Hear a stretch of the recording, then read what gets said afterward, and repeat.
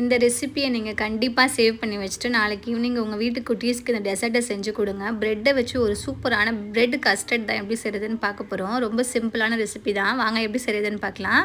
அதுக்கு ஒரு 2 பேக்கெட் பாலை வந்துட்டு நம்ம நல்லாவே காய்ச்சிக்கிட்டோம். தண்ணி எதுவும் சேர்க்காமல் காய்ச்சிக்கணும். ஒரு 3 ஸ்பூன் வந்து கஸ்டர்ட் பவுடர் எடுத்துக்கேன். அதை எடுத்துகிட்டு கொஞ்சமாக பால் சேர்த்து க்ளம்ஸ் எதுவுமே இல்லாமல் கலக்கிக்கோங்க. நான் இன்றைக்கி கலக்கும் போது கொஞ்சமாக க்ளம்ஸ் வந்துருச்சு. அதில் பால் லைட்டாக ஆற வச்சுட்டு அதுக்கப்புறம் கஸ்டர்ட் பவுடரை வந்து மிக்ஸ் பண்ணணும்னு நினைக்கிறேன். நான் சூடான பால் ஊற்றினோன்னா அது கொஞ்சம் கொஞ்சமாக வந்து கட்டி கட்டியாக ஆயிடுச்சு. நல்லா வந்து கொதித்து நம்மளுக்கு வரணும், பால் நல்லா சுண்டணும். அதுக்குள்ளேயே வந்துட்டு நான் ஒரு 6-7 ப்ரெட் எடுத்து இந்த மாதிரி சைட்ஸ் எல்லாம் வந்து கட் பண்ணி எடுத்துக்கிறேன். ஓரத்தெல்லாம் கட் பண்ணி எடுத்துகிட்டு ப்ரெட்டு நல்லா சாஃப்டான ப்ரெட்டாக எடுத்துக்கோங்க.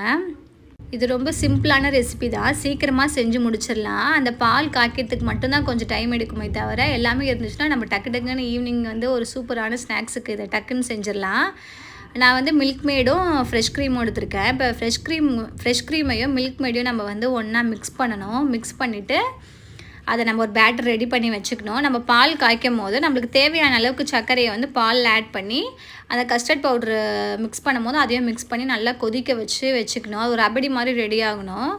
இப்போ இதையும் நம்ம ரெடி பண்ணி வச்சுக்கிட்டோம். இந்த மாதிரி ஒரு பவுலு அப்படி இல்லைன்னா ஒரு பிளேட் கூட எடுத்துக்கலாம். எடுத்துகிட்டு ப்ரெட்டை நம்ம இந்த மாதிரி ஃபஸ்ட்டு அடிக்கிடலாம். நம்மளுக்கு தேவையான அளவுக்கு வந்து நம்ம எடுத்துடலாம். ஃபஸ்ட்டு ஒரு லேயர் போட்டுக்கோங்க. போட்டுட்டு நம்ம ரெடி பண்ணி வச்சுருக்கோம்ல அந்த கஸ்டர்ட் மில்க்கு அதை வந்து ஊற்றிக்கலாம். இந்த மாதிரி எனக்கு க்ளம்ஸை வந்து வந்துருச்சு. வேறு வழி இல்லாமல் நான் அப்படியே செஞ்சுட்டேன். நீங்கள் வந்து க்ளம்ஸ் வராமல் பார்த்துக்கோங்க.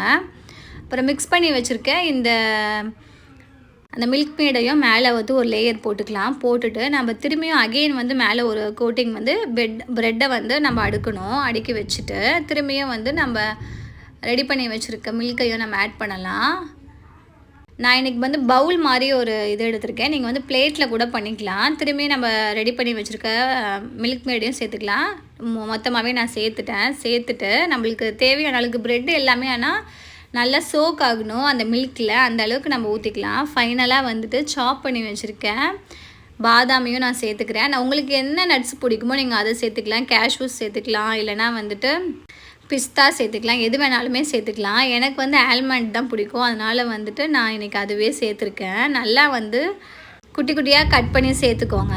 இதை வந்து சூடாகவும் சாப்பிட்லாம். சூடாக சாப்பிட்டாலும் நல்லாயிருக்கும். நீங்கள் இல்லைன்னா ஃப்ரிட்ஜில் ஸ்டோர் பண்ணி வச்சுட்டு சாப்பிட்டாலும் சூப்பராக இருக்கும். அப்புறம் கடைசியாக மேலே கொஞ்சம் வந்து கார்னிஷ்காக சாஃப்ரான் சேர்த்துக்கிறேன். சாஃப்ரான் வந்துட்டு ஒரு நல்ல ஃப்ளேவர் கொடுக்கும் நம்மளுக்கு. ஒரு சிம்பிளான ரெசிபி தான், ஆனால் ரொம்ப சூப்பர் டேஸ்ட்டாக இருக்கும். நான் இன்றைக்கி வந்து இது ஃப்ரிட்ஜில் வச்சு தான் சாப்பிட போகிறேன். நீங்கள் வந்து எப்படி இருக்குன்னு ட்ரை பண்ணி பார்த்துட்டு எனக்கு கமெண்டில் சொல்லுங்கள்.